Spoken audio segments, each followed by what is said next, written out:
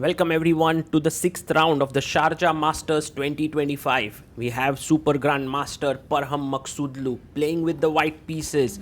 Rook to d1. Parham is back to 2700 and his opponent is another Super GM Anish Giri, who is having a great tournament right now. Both the players are on 4 out of 5 and we have the semi-Slav opening on the board. Anish pushes his pawn to c5. Both players facing kind of similar problems related to their bishops on c1 and c8. Parham takes the pawn on c5. Now you can see the rook is lined up against the queen. And one of the things that I have been really impressed with Anish in this tournament is his time management. Look at that clock. He has 1 hour 24 minutes. Meanwhile, Parham is already down to 50 minutes on the clock. That's a difference of 34 minutes. A good strategy now for black is to play b6, bb7, but has to keep an eye on this rook standing opposite the queen. We have Faustino Oro, the youngest IM in the world, coming in and looking at the games. Anish now plays his pawn to b6. He wants to put his bishop on b7, and that's a good idea. Maybe Parham can do the same. He can go b3 with the idea of bishop b2. For now, Parham plays his pawn to a3. He has this very ambitious idea of pushing his pawn to b4, kicking the knight away and then playing bishop b2. Well, Anish plays his bishop to b7. And now I'm pretty sure pawn to b4 would be incoming. Parham thinks a bit and pushes his pawn to b4. The knight has to go back. You can also go knight e4. I was wondering if after knight takes knight, there is pressure here. Knight takes, pawn takes, maybe not pawn takes, but bishop takes. Wow, this could be around even, but Anish avoids all of this, goes back with his knight to d7. And Parham now decides to take back with the pawn. Notice that if you take here with the pawn, you are worse, seriously worse, because the d4 square is now a beautiful outpost for the white knight. So important to take back with a piece, either with the bishop or the knight. Anish chooses the knight. Also, the other knight can move to f6 now. And Parham goes with his bishop to b2. Well, can you just simply go and attack the queen from rook to c8? That looks very logical.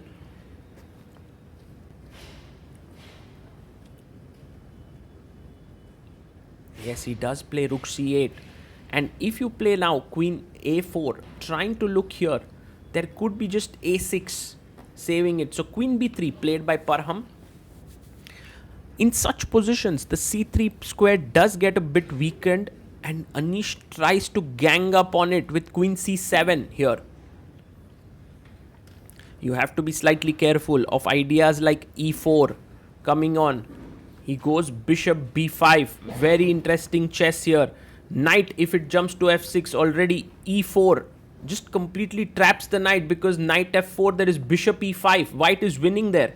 So knight f6, Anish very careful, goes back with his knight. But now the rook can come to c1, attacking the queen.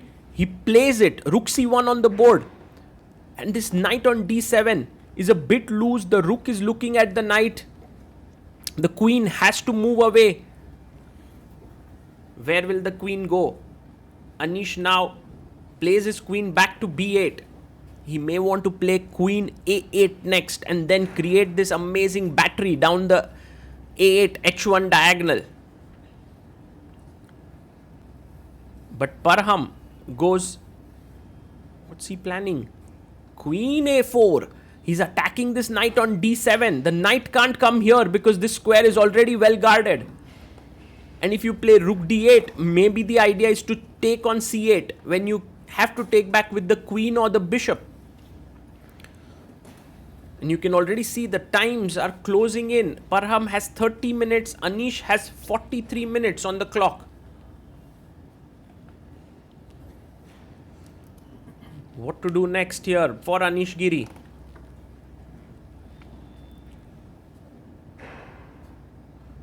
He goes, I think he wants to take the rook on the c file. That's his idea. And makes sense, I think. He takes on c1. And now rook to c1. You take it. Yes, rook takes on c1.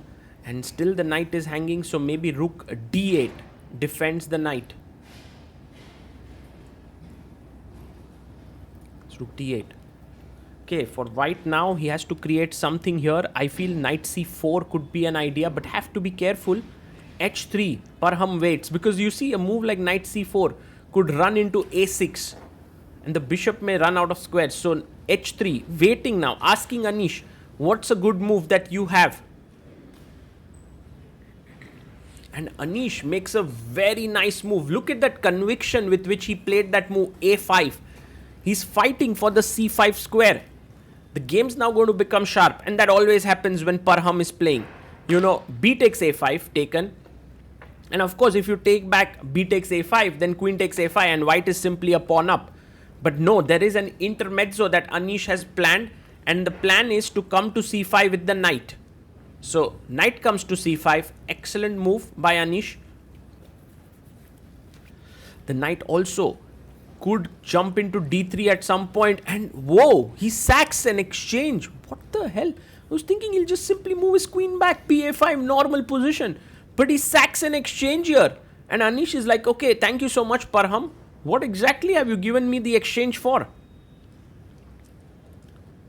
a6, Parham has his eyes set on the a pawn. He wants to get his knight to c4. And now bishop can jump back. Yeah, bishop a8 played by Anish.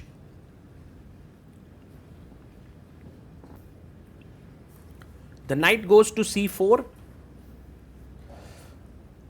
Yeah, bishop e5 is on the cards. And you can see the white pieces quite dominatingly positioned. Knight to d5 played by Anish Giri. I'm actually tempted to say that maybe Parham sacrifice not so silly after all. Knight to e5 played. Wow. The game is getting very sharp, but from everything, the great thing for Anish is that he has 27 minutes on the clock. Parham has 11. Knight b6, offering a trade here. Knight takes b6, queen takes b6. And you bring your other knight to c4.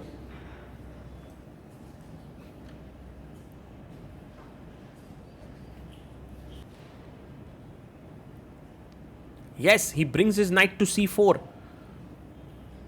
Of course, there are no checks right now here. Also, the queen is running out of squares. Where should it go? Queen a7 maybe? Yeah, he goes queen a7, but the position is now around even. Bishop e5. The bishop is superbly placed here. Bishop e5 and this pawn, bishop, knight, they are all actively positioned. He goes bishop c3. Maybe Parham's idea is now bishop a5 to b6.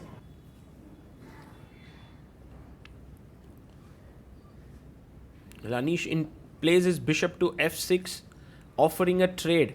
Because if you take, the more pieces that get traded, white's position starts to lose its magic. So bishop a5 by Parham.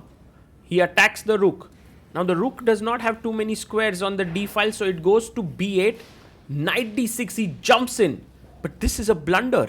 It's a huge mistake. Bishop e5. Can Anish find it? He has 26 minutes to find this good move. Look at Anish. He looks excited. Bishop e5 on the board. The problem now, he comes back with the knight. Parham is like, please save your bishop, Anish. 25 minutes to Anish, 4 minutes to Parham Maghsoodloo. And Anish Giri now has this. Oh, what? He's taking that pawn. Oh my goodness, what a move. Parham is shocked. Bishop takes a6. Rook b1 is a checkmate. On the back rank, Parham can't believe what Anish has just unloaded. Anish makes the move, gets up. This bishop controls the Luft, the escape square for the king. Parham now jumps in with his knight to b6. But this is all but over. This is over. No, don't take on b6, Anish, because after takes here, or maybe just bishop a6, the bishop can come back. Because now the knight is gone. So knight b6, very interesting move, but Anish just comes back to a7. Oh my goodness. How have things changed completely? Bishop f1. No, he goes where? Where does he want to play? Parham is getting super confused here. He has 1 minute on the clock. Puts the bishop back on b5. He comes back bd3. He puts his bishop back on d3. And now maybe just bishop c7. Yes, bishop c7 on the board, threatening to take on b6. Of course, he had set a nice trap. If you take rook b6, queen e8 is a checkmate. So bishop c7, knight goes to c4. And now just take on a5 looks good. Bishop d5 is very strong. And you can see Anish, he knows that he's completely winning. He puts his bishop on d5. He has 20 minutes on the clock. Parham resigns. Anish Giri wins. What a game this was. And rook takes c5. Look at Parham there. And I think it was a very, very exciting and interesting exchange sacrifice by Parham. But somehow, at the end, Anish was so sharp with his tactical vision there. Bishop e5 and taking on a6. And he managed to score an important win here. With this, Anish Giri moves to 5 out of 6 in the tournament. And he's playing really well. He's also gained 8 ELO points. His rating now, live rating 2746. He's moving back to 2750. I definitely think this is Anish Giri 2.0. Why? Because he's playing fast. He's not overthinking. He's just trying to put pressure on his opponent. And this is excellent chess. And here you can see him and Parham actually analyzing. No one's like elated. Like Anish is not elated, nor Parham is like terribly dejected. This is why they both are two of the best players in the world. I also love how the arbiter is giving them their space to analyze. Well, this is Anish at Sharjah Masters. We will bring you more of his games and we hope that you enjoyed this one. This is Sagar Shah signing off. Bye-bye.